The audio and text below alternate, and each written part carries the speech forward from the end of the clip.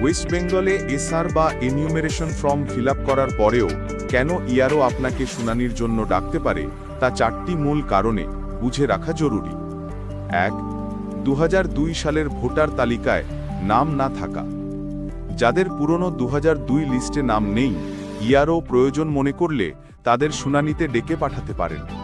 BLO আপনার বাড়িতে শুনানির চিঠি নিয়ে আসবেন, সেখানে তারিখ ও সময় উল্লেখ থাকবে।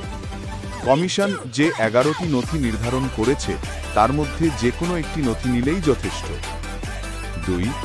পরিবারের কারো নাম 2002 লিস্টে না থাকলে। যদি পরিবারের একটিও নাম পুরনো তালিকায় না থাকে, তাহলে নাগরিকত্ব যাচাইয়ের জন্য ইআরও আপনাকে বিএলওর মাধ্যমে হাজির হতে বলতে পারেন। 3.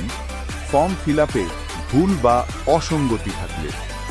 ফর্মে বানান ভুল, ভুল ঠিকানা, ভুয়ো তথ্য বা ডেটাবেসের সঙ্গে মিল না থাকলে ইআরও বিষয়টি নিশ্চিত করতে শুনানি ডাকেন। 4. লেখা অস্পষ্ট বা বোঝা কঠিন হলে।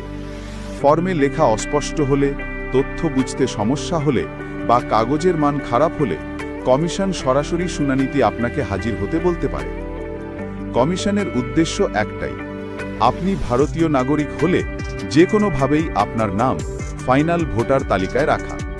এমনকি ফাইনাল লিস্ট প্রকাশের পরও সংশোধনের সুযোগ থাকে, তাই ভয় বা অযথা দুশ্চিন্তার কোনো দরকার নেই।